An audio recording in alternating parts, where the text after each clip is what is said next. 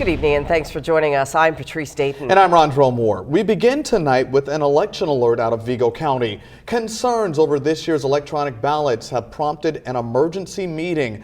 The issue was pointed out during a public equipment test on Monday. The election board president, John Kessler, said the way certain races were displayed on the voting machines could cause confusion for voters.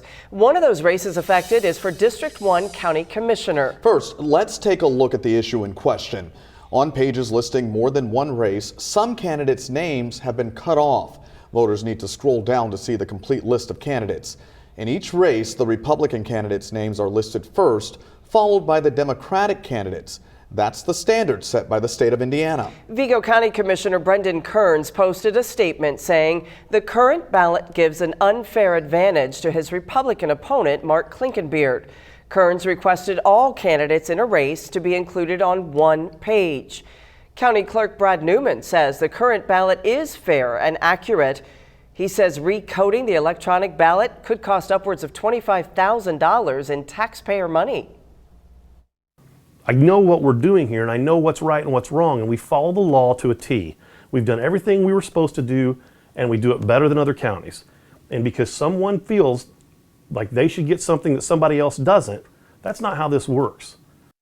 It's important to point out the voting machine will not allow you to advance to the next page without scrolling down first.